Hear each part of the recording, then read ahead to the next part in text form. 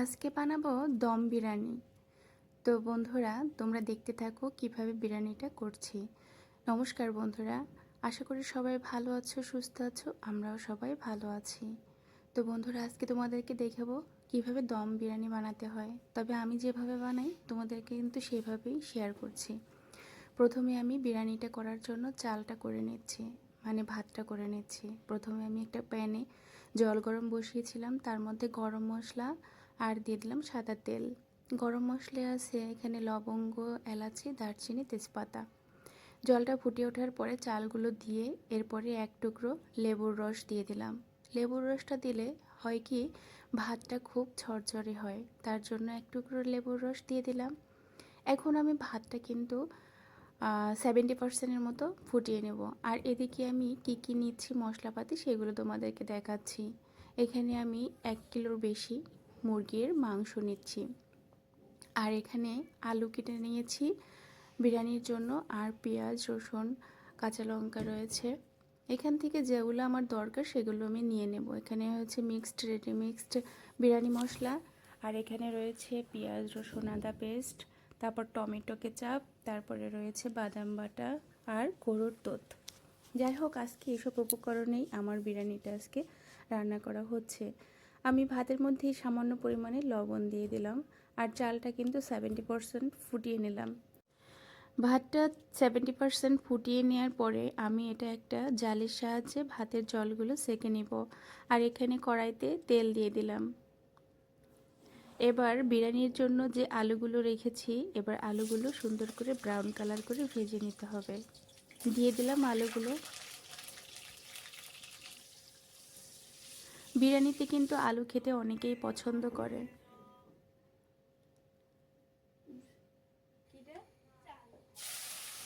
এরপরে দিয়ে দিলাম আমি পেঁয়াজ কুচি। ওই তেলের মধ্যেই আমি পেঁয়াজ কুচিগুলো দিয়ে দিলাম। একবারে বেরেস্তা করে নিচ্ছি।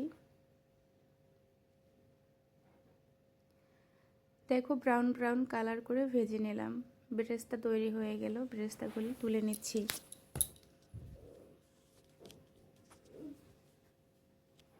এরপরে ওই তেলের মধ্যে আমি মাংসগুলো একটু হালকা হলুদ এবং লবণ দিয়ে ভেজে নিচ্ছি। যেহেতু ব্রয়লারের মুরগি, সেক্ষেত্রে তেল দিয়ে একটু ভেজে নিলে মাংসগুলো শক্ত হয়, খেতেও বেশ ভালো লাগে। এগুলো একটু ব্রাউন কালার করে ভেজে তুলে নিচ্ছি।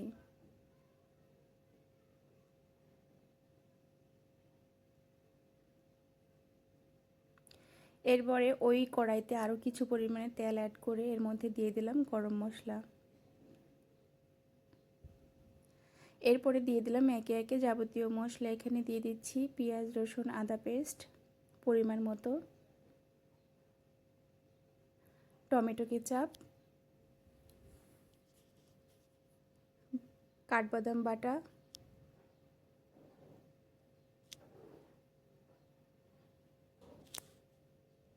এবার একটু সামান্য করে নাড়াচাড়া করে নিচ্ছি। এরপরে দিয়ে দেব পাতিলেবুর রস। দিয়ে দিলাম হলুদ গুঁড়ো, সামান্য মরিচের গুঁড়ো, আর রেডি মিক্সড বিরিয়ানি মশলা কিছু পরিমাণে। রেডি মিক্সড মশলাটা দিয়ে কিছুক্ষণ কষিয়ে নিতে হবে। আমি এখানে দিয়ে দিলাম দুধ। আমি 1 মগ দুধ নিয়েছিলাম, হাফ মগের মতো দিয়ে দিলাম। এরপরে ভালো করে চামচ দিয়ে নেড়ে মশলাগুলো মিশিয়ে দিলাম। এরপরে আস্তে আস্তে জাল করতে হবে এবং মশলাটা খুব সুন্দর করে কষিয়ে নিতে হবে। দিয়ে দিলাম একটু চিনি। চিনিটাতে স্বাদের ব্যালেন্সটা রাখবে। দেখো বন্ধুরা, মশলাটা কিন্তু কষানো প্রায় কমপ্লিট। এরপরে দিয়ে দিলাম মুরগির মাংসগুলো। এবার মুরগির মাংস দিয়ে আরও কিছুক্ষণ ভালো করে কষিয়ে নেব। বন্ধুরা, কিছুক্ষণ নাড়াচাড়া করে নিচ্ছি।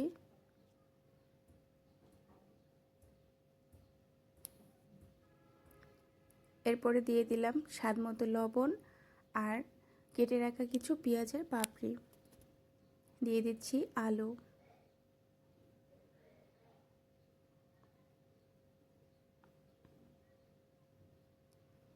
এরপরে আর কিছুক্ষণ নাড়াচাড়া করে কষিয়ে নিলাম।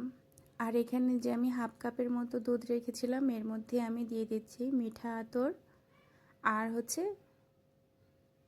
কেওড়া জল দিয়ে একটু নাড়াচাড়া করে নিয়েছি।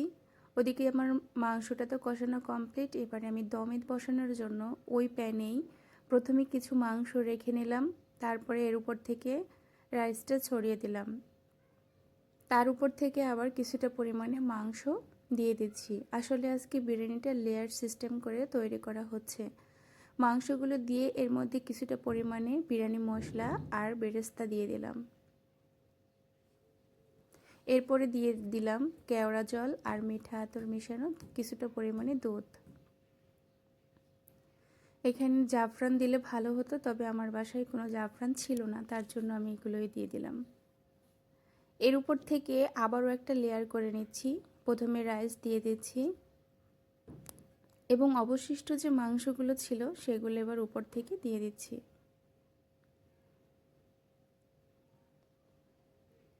এর উপর থেকে আবারও কিছুটা পরিমাণে রাইস ছড়িয়ে দিচ্ছি। আমার বাদবাকি যতটুকু রাইস ছিল সেগুলো সবই দিয়ে দিলাম উপর থেকে। এবার দিয়ে দিলাম বেরেস্তা, তারপরে আবারও দিয়ে দিলাম একটু বিরিয়ানি মশলা, দিয়ে দিলাম কয়েকটা কিশমিশ আর একটু কাজু বাদাম। এবার অবশিষ্ট যে লিকুইড দুধটা ছিল সেটুকু সবটাই দিয়ে দিলাম উপর থেকে ছড়িয়ে।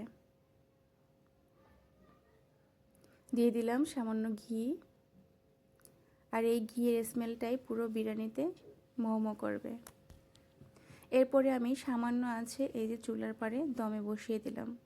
আমি 20 মিনিটের মতো এভাবে দমে রেখে বিরিয়ানিটা সুন্দর করে সিদ্ধ করে নেব।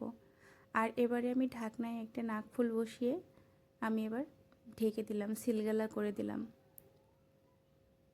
আসলে নাকফুল বলতে আমি একটা লবঙ্গ দিয়েই বুঝিয়েছি, কারণ লবঙ্গটা দেখতে ঠিক নাকফুলের মতোই।